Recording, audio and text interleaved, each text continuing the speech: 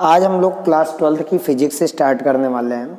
Class 12th की physics का हम लोग फर्स्ट चैप्टर इलेक्ट्रिक फील्ड और फ्लक्स इसके बारे में डिस्कस करेंगे।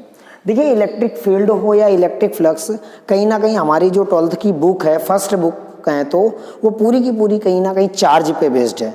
और जो इलेक्ट्रिक चार्ज है उसी में कई सारी पोजीशंस हो सकती हैं। जैसे आप लोग बात करें चार्ज की, तो चार्ज जो होगा वो आपका एक रेस्ट हो सकता है, एक मोशन कर सकता है, और इस मोशन में फिर वो मोशन भी तीन तरह से कर सकता है। एक मोशन होगी motion in free space, motion in free space, एक होगी motion in wire, in a wire, और नेक्स्ट होगी ऑक्सीलेशंस।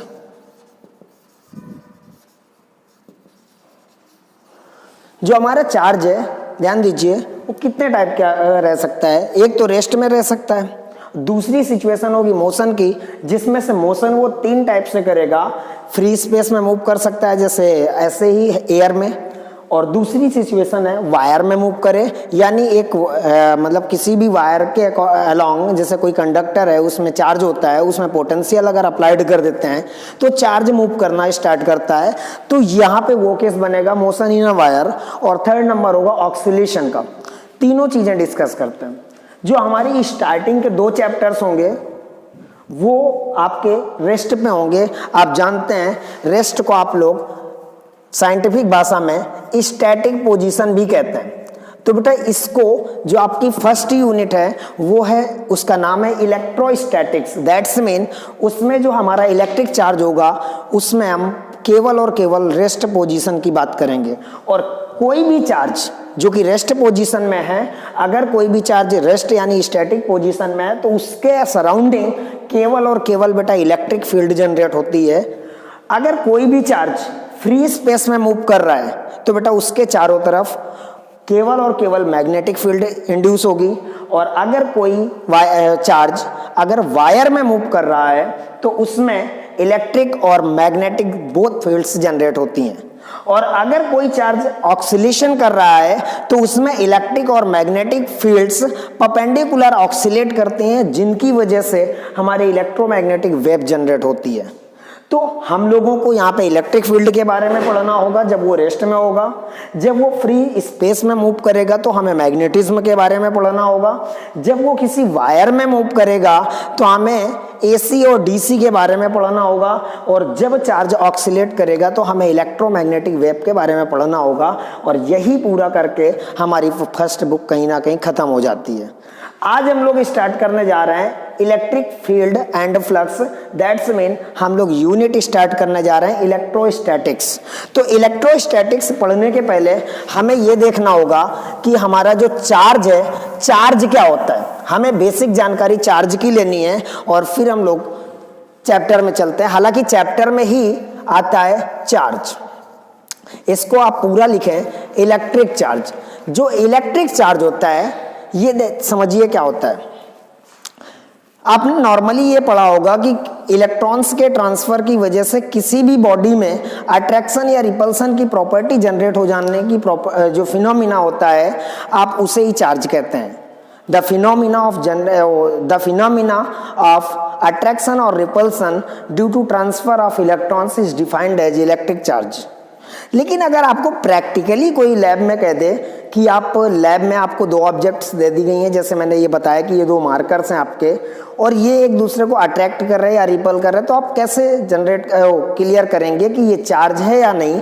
तो इसके लिए एक डिफिनीशन ये भी याद रखिएगा कि अगर कोई दो ऑब्जेक्ट अट्रैक्शन या रिपल्सन कर रही हैं और उन दोनों में से एक ऑब्जेक्ट की पोलैरिटी चेंज कर दें, दैट्स मीन उसे 180 डिग्री से रोटेट कर दें, तो बेटा अगर इनके बीच जो अट्रैक्शन या रिपल्सन था वो चेंज ना हो, that's mean nature of force change ना हो, then you can say that both are charged.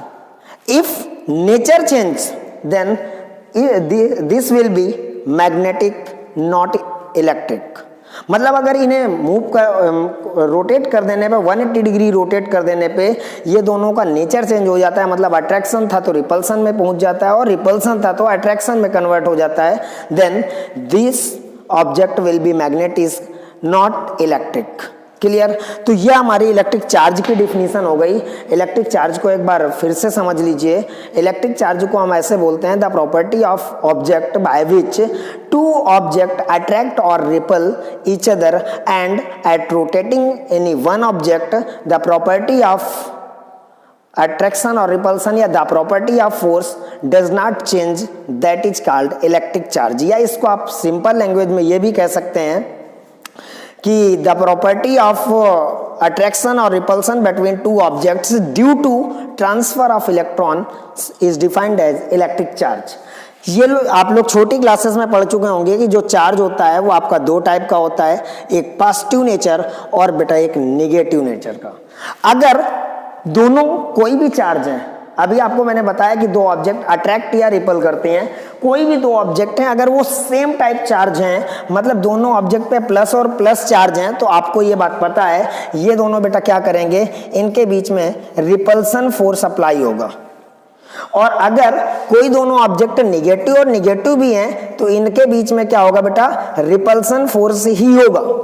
लेकिन अगर कहीं एक पॉजिटिव है और दूसरा चार्ज नेगेटिव, मतलब चार्ज अपोजिट टाइप के हैं, तो इनके बीच जो आपका फोर्स होगा वो बेटा अट्रैक्टिव नेचर का होगा, अट्रैक्शन करेगा। इतनी बात क्लियर हुई कि दोनों चार्ज सेम है, यानी पॉजिटिव पॉजिटिव या नेगेटिव नेगेटिव, तो उनके बीच रिपल्सन फोर्स होगा, और दोनों अगर अपोजिट नेचर के हैं तो उनके बीच अट्रैक्शन होगा। ठीक, चार्ज के बारे में आप एक बेसिक डिफिनीशन होती है फंडामेंटल चार्ज। फंडामेंटल चार्ज बेटा, फंडामेंटल चार्ज क्या होता है ये देखिए। आप लोगों से जैसे कभी आपने पढ़ा होगा, जैसे आप फिजिक्स से स्टार्ट करते हैं पढ़ना, मैथ स्टार्ट करते हैं, तो आपसे कहा जाता है कि कुछ फिजिक्स के फंडामेंटल से बताइए, मैथ के फंडामेंटल से बताइए, केमिस्ट्री के फंडामेंटल से बताइए। फंडामेंटल होता है किसी भी चीज का बेसिक, बेसिक का मतलब मिनिमम। यहाँ पे जैसे हम बात कर रहे हैं फंडामेंटल चार्ज की, तो इसका मतलब है कि चार्ज मिनिमम कितना हो सकता है। तो फंडामेंटल चार्ज को हम कैसे डिफाइन करेंगे, the minimum quantity of charge which can be present in any object is defined as fundamental charge.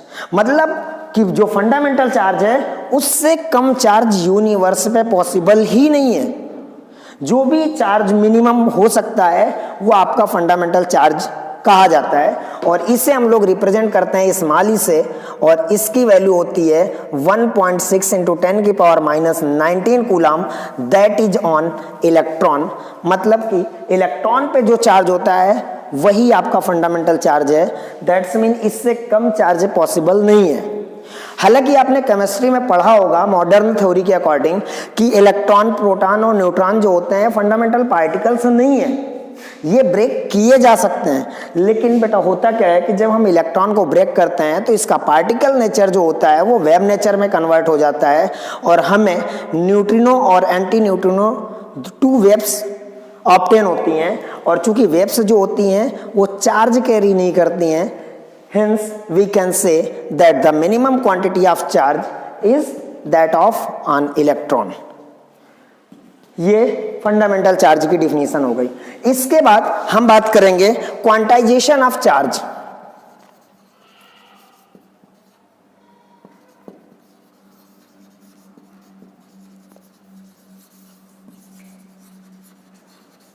Quantization of charge क्या होता है? तो क्वांटाइजेशन ऑफ चार्ज, जैसे आपने प्लांक्स क्वांटम थ्योरी आपने सुनी होगी। प्लांक्स क्वांटम थ्योरी में ये बताया गया था कि जो लाइट है आपकी सनलाइट, ये क्या होती है कि एनर्जी के छोटे छोटे बंडल्स और पैकेट्स के फॉर्म में मूव करती है, दैट आर कॉल्ड क्वांटा और फोटॉन। वैसे ही क्वांटाइजेशन ऑफ चार्ज का मतलब क्या है कि जो चार्ज होता है वो छोटे छोटे बंडल्स या पैकेट्स के फॉर्म में ट्रांसफर होता है, that is our fundamental charge. मतलब आप ये इस तरह कहें कि कोई भी ऑब्जेक्ट अगर चार्ज्ड है तो उसमें चाहे पॉजिटिव चार्ज हो, नेगेटिव चार्ज हो, उसमें जो चार्ज होगा वो किसके फॉर्म में होगा, फंडामेंटल चार्ज, जिन्हें हम लोग एक तरह से बंडल्स कह सकते हैं चार्ज का, उसके फॉर्म में होगा। यानी कि क्वांटाइजेशन ऑफ चार्ज क्या होगा, the total charge present in any object will always be the whole multiple of the fundamental charge. ऐसा नहीं हो सकता कभी कि किसी एक बॉडी से दूसरी बॉडी में 1/2 इलेक्ट्रॉन ट्रांसफर हो, 3/4 इलेक्ट्रॉन ट्रांसफर हो, नहीं, क्योंकि अगर 3/4 इलेक्ट्रॉन होते हैं तो वो पार्टिकल बचा ही नहीं, फिर वो बन गया वेव, और वेव में चार्ज कैरी नहीं होता। मैं अभी अभी आपको ये बात बता चुका हूं। तो यानी एक ऑब्जेक्ट से अगर दूसरी ऑब्जेक्ट पे चार्ज ट्रांसफर होता है तो वो हमेशा फंडामेंटल चार्ज के होल मल्टीपल के बराबर होगा।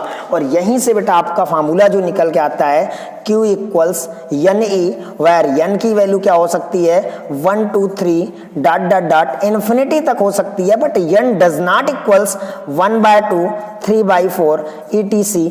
मतलब कि ये होल वैल्यू होगी, न्यूमेरिक वैल्यू नहीं होगी। न्यूमेरिक वैल्यू का मतलब फ्रिक्शन में नहीं होगी। ये बात क्वांटाइजेशन ऑफ चार्ज में हम समझ पाते हैं और इस फार्मूले का हमें काफ़ी यूज पड़ता है Q इक्वल्स एन। हालांकि ये कुछ जगह पे प्लस माइनस एन भी लिखा होता है, उसका मतलब बेटा यही लिया जाता है कि जो चार्ज ऑन इलेक्ट्रॉन होता है एक्चुअली में वो निगेटिव नेचर का होता है। लेकिन हमारा जो फंडामेंटल चार्ज की बात हो रही है, यहाँ पे चार्ज के मैग्नीट्यूड से मतलब है, हमें चार्ज के नेचर से मतलब नहीं है। यानी फंडामेंटल चार्ज जो है, आप ये मत सोच लीजिएगा कि इलेक्ट्रॉन पे जो माइनस का इतना चार्ज होता है वही फंडामेंटल चार्ज है, ऐसा नहीं है बेटा। इतने मैग्नीट्यूड का पॉजिटिव चार्ज भी पॉसिबल है और इतने ही मैग्नीट्यूड का नेगेटिव चार्ज भी पॉसिबल है, दैट इज फंडामेंटल चार्ज। अब ये तो हमारा चार्ज को लेकर के बेसिक जानकारी थी जो कि हमारे सिलेबस में भी है और कभी कभी पूछ भी ली जाती है।